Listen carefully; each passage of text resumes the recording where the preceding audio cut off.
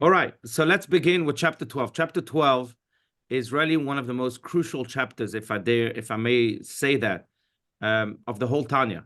Why? Because the previous chapters spoke about the fully righteous or the incomplete righteous, and then the fully wicked and the incomplete wicked.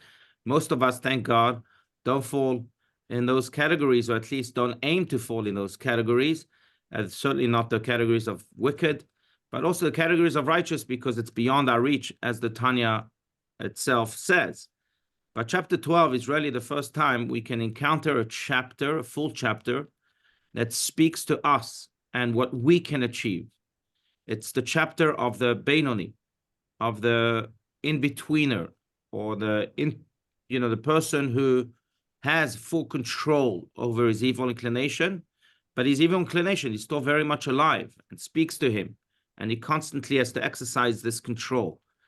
And here in this chapter, we won't just define what a Benoni is, but it will also give us tools on how to become Benonis ourselves. It's not an easy feat to achieve, but it's something that it's certainly reachable, and for everyone.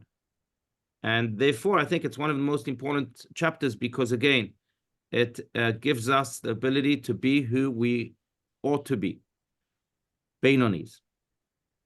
Okay, so let's go here directly to page 287, because the first few pages, from 284 to 286 is the actual chapter, the words of the chapter without the commentary of Rabbi Steinsaltz.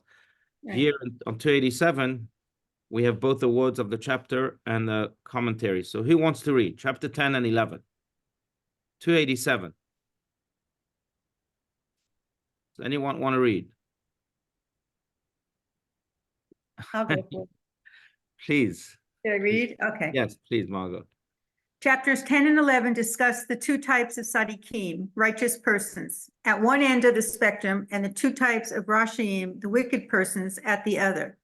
After describing these two extremes, that which cannot be reached by most people and that which should not be reached by anyone, the Tanya will now discuss the level that is the quality of every man, a state that every person can and ought to achieve. In this chapter, we will read of the Benoni, the intermediate man, and how difficult yet how possible it is to achieve this state. Right. Okay. Benoni, intermediate, is one whom the evil never gains enough power to capture the small city so as to clothe itself in the body and make it sin. Right. The first thing that defines the Benoni is that he never commits a transgression. Right. Continue just a little bit more, because that is to say that the three garments of the animal soul, namely thought, speech, and action of the klipa, do not prevail within him over the godly soul to the extent of clothing themselves in the body, in the brain, and in the mouth, and in the other 248 organs. These are the specific parts of the body employed by the three garments. The garment of thought requires a physical brain in order to manifest itself. The garment of speech, a mouth, and so on. And the garment of action pervades the entire body. Right, to make them sin and to defile them, God forbid. Right.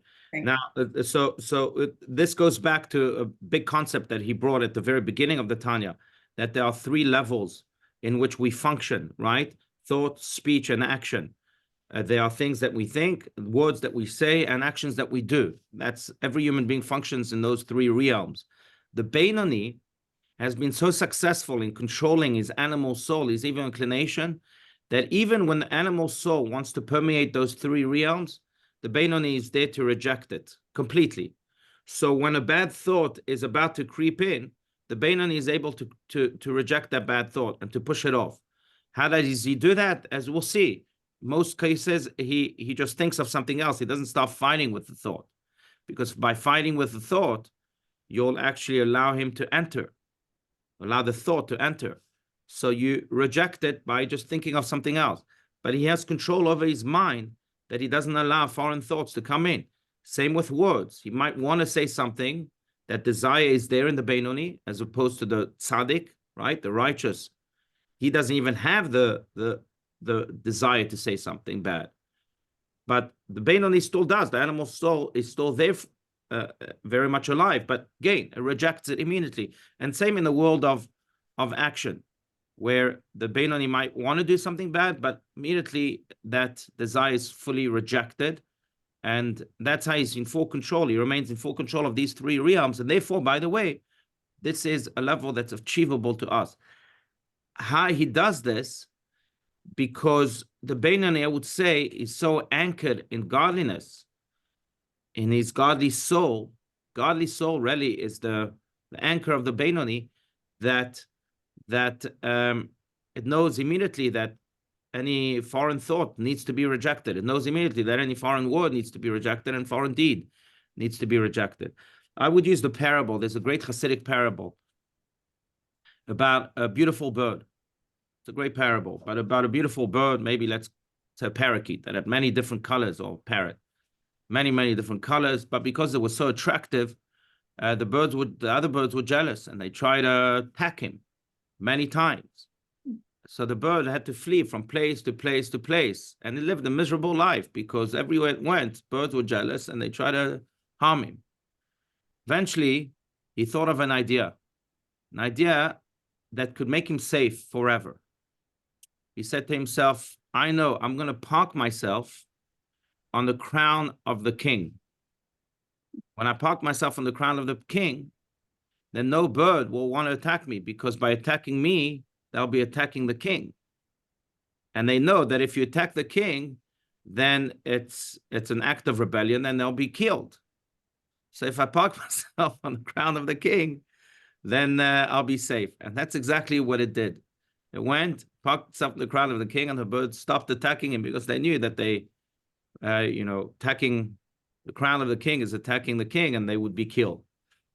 The parable, as Hasidic masters explain, is that very often we too are attacked by our animal soul, or by the world altogether. And wherever we go, there's temptations, there's distractions, there's corruption, there's a lot of evil.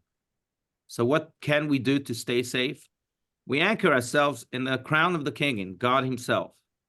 When we anchor ourselves in the king, or in God, then no animal soul, no strange thought, speech, or action can permeate. That's what the Benoni does. It's not that he's not surrounded by terrible birds that want to harm him. He still is. The righteous is not. Righteous is elevated himself to a realm where it doesn't exist. But he still is. The Benoni is still very much surrounded by it, and maybe even attracted by it. But he's anchored in godliness. And that anchoring in godliness is what really causes him to remain royal, and to reject, therefore, all strange thoughts, speech, and actions. That's really what this is saying. Let's continue. I mean, unless, of course, please speak your minds, comments. So I would say the first question that jumps out here to each and every one of us to make it relevant is what are we anchoring ourselves in today and tomorrow and the day after? What's our anchor? Are we glued to the king, or are we glued to something? Are we not glued at all? Not glued at all, then, the world can get to us very, very easily, unfortunately. But the Benoni is forever anchored in godliness. Okay. Furthermore, let's continue. Furthermore, not only does the Benoni completely avoid transgression, but also does good for, rather, only the three garments of the godly soul, namely thought, speech, and actions of the 613 commandments of the Torah, they alone clothe themselves in the body. In this way, the Benoni's every thought, word, and deed is utterly devoted to fulfilling the divine will, as expressed in the Torah's mitzvot, commandments. Thus, the Benoni is one who has never committed, nor will he ever commit, any transgression, and the term Rasha never applied to him, even for a single hour or moment throughout his life. Right, and I think that's a very important idea here, because when there, let's use another parable. When a bucket is empty, that's when filth can enter. If the bucket is full, let's say full of water, if it serves the purpose for which it was created, then nothing can enter because it's full. Only when the bucket is empty can it become vulnerable to all sorts of things that it should not contain. Same here with human beings. My bucket could be anchored, but if it's not full, if I don't occupy myself with the 630 commandments, as he says here, with Torah and mitzvot, both in all three realms, in thought, speech, and action, then my bucket becomes empty. And if my bucket becomes empty, then foreign thoughts and foreign speech and foreign action can all of a sudden fill it. So I have to preoccupy myself all the time with doing good and speaking good and thinking good. And when I'm preoccupied all the time, when I'm busy in a good way all the time, then it also makes my bucket immune to any filth and that can permeate, because it's full with good things. So the Beinoni really has maybe two secrets. Secret number one, as we said, it's anchored in godliness. Secret number two, it's not satisfied by it just being anchored in godliness, but it also aims to occupy himself all the time with good deeds, with the purpose for which it was created, with doing good and filling his three realms with godliness. Because without that, the Pirkei Avot even says, the Ethics of a Father says that batalam mevi lidei zima, boredom brings promiscuity, or brings all sorts of other things too, all sorts of bad things. Boredom is a terrible thing. One can be anchored, but if he's bored, then it could be very destructive, because then the bucket is empty. And it's true, I think, on so many levels. There's a statistic, just to emphasize the ethics of our fathers here. There's a statistic I remember reading years ago, that most men that cheat on their wives still confess to being in love with their wives. So why do they cheat? If you're in love, why do you cheat? That's because they're bored.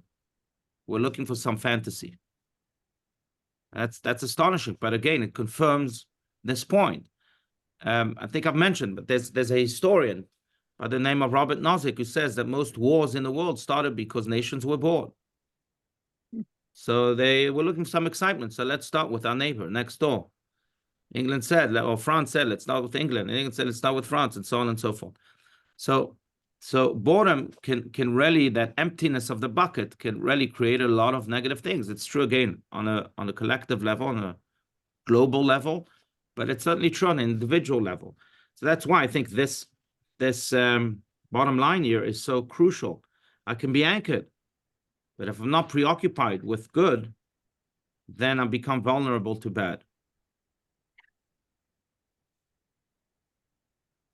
Feel free again to speak your minds. Otherwise, we'll continue here with Rabbi Schnauz's commentary on this.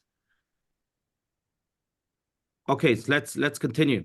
Don't be too quiet though today, please. This is not to say that a person who once in his lifetime committed a sin can never become a Benoni or even a tzaddik. Rather, it means that one who does achieve the level of Benoni exists in a state of mind that is utterly removed from transgression, present, past, or future. If he committed any sins in the past, he has repented to such an extent that it is no longer a part of his life. It is as if his negative past belongs to someone else, not him. Right. That's the power of teshuvah, that it transforms us so much when we return, not just repent. When we return, as we explained in the past, we become different people. That the person that we were is not us anymore.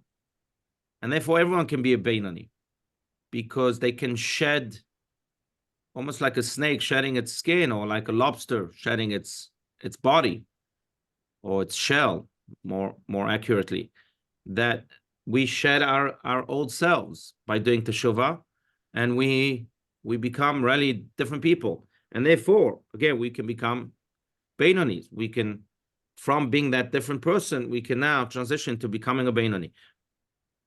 But let's continue. Go ahead. Every person experiences examples of such disconnection from the past. Often, something a person did, said, or thought in the past no longer relates to the person he is now. They might belong to his past in the factual and historical sense, but in terms of his present identity and experience, the connection is purely theoretical.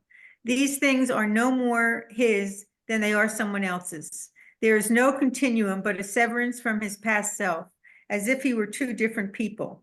A person might look at things he has written or remember things that he has done and say, these things were done by someone else, not by me. Being what I am now, I could never do such things. Indeed, every person feels this way when he ceases to be a child. As children, we do things, good and bad, that as adults we could not do. We remember things that we saw as children, but as the memories of someone else, being adults.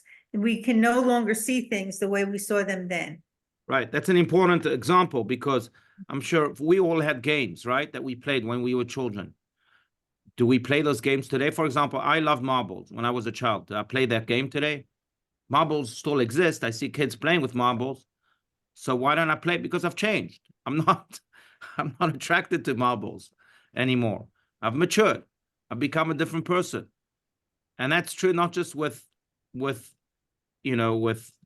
childhood games. I think it's true with childhood characters, qualities, that we can mature to a point that those qualities are not us anymore. They don't define us.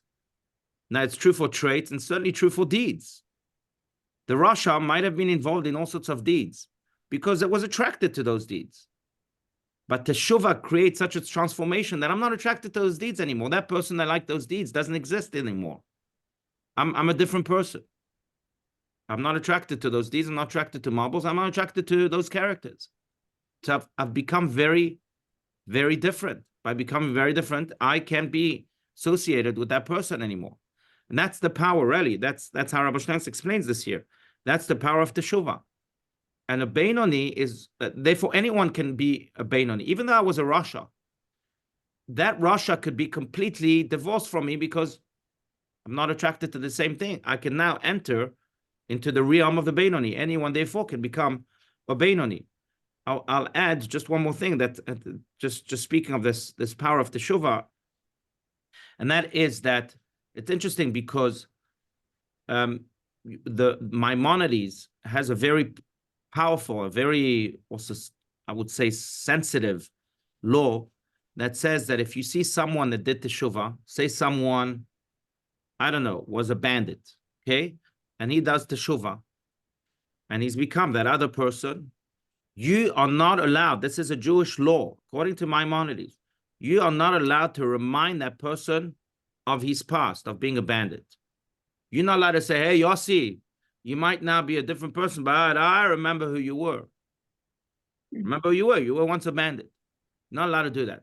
Not just because it's profoundly insulting to the other person, and that in of itself is a big sin, but also because you're belying. Why are you lying? Because that bandit is not him. It's not him anymore. It's not him. It's got nothing to do with him. That was a past life. It was a past person. It's not him. So you're trying to reassociate this person to that person when they are completely divorced, when they have nothing to do with each other anymore. That's not only insulting, but it's also a lie. And therefore this law, it's a very powerful law. But again, it speaks to this idea that Teshuvah is so transformative that we become other people in the process of Teshuvah. And then we can entertain the possibility of becoming Beinonis. That's the idea here. I just go back to Yes, what please, you said about boredom. Yeah. I can't agree that boredom is the cause of wars. There's political reasons, there's economic reasons, Right. There's ideological reasons. Cain did not kill Abel because he was bored. Right. I mean, that's as I said, you can look him up. Robert Nozick is his name. It's a historian who has that. I agree with you that it's not as simple as that. It's a little more complicated. That's right. Yeah. Maybe some wars started because of boredom, but certainly not most wars. Maybe boredom, but to give him some credit, maybe boredom was an element of it. Mhm. And I think it's true, on individual levels, fights. Do fights start because of boredom? No, fights very often start because of all sorts of reasons, but maybe boredom is a part of it. If I was really, really preoccupied with good, I wouldn't have time for fights. So it's an element of it. I think that's what the ethics of our fathers teach us again, that, that boredom, you shouldn't, I remember, like, the greats, Rabbi Steinsaltz himself was always preoccupied with good. Barely slept. But that in of itself, I think, made him immune to many tainted things. Yeah.